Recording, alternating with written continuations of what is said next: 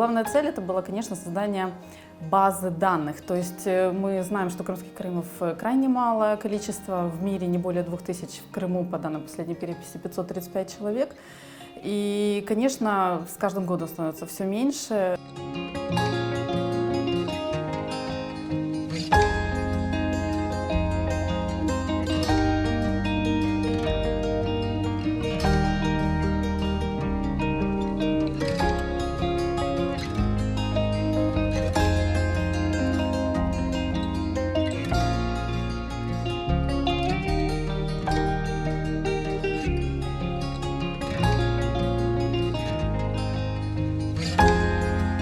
Мы исследовали 103 образца биологических, взятых от жителей Крыма, и выяснили, что крымские караимы по своему происхождению, крымские татары, имеют одинаковые генетические корни.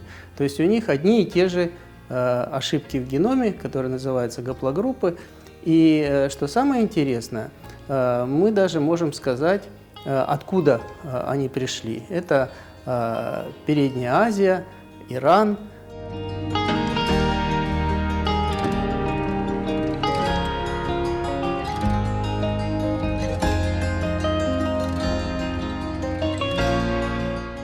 Вот когда уже проводили сравнение расшифрованных ДНК, обнаружились родственники, о родственных связях они своих не знали. То есть это был тоже очень интересный момент такой. И обнаружились действительно самыми ближайшими из исследованных получились крымские татары, горная этнографическая группа. То, о чем, в принципе, мы и знали, и догадывались, но вот теперь это еще и подтвердилось генетическими исследованиями. И интересно, что это совпадает с исследованиями, которые проводили раньше. Это лишнее подтверждение на научной, серьезной основе, доказывающее, что действительно крымские караимы, как и крымские татары, это коренные жители Крыма, это тюркский народ. Это народ, который кроме Крыма своей родины не имеет. Да, действительно, это так.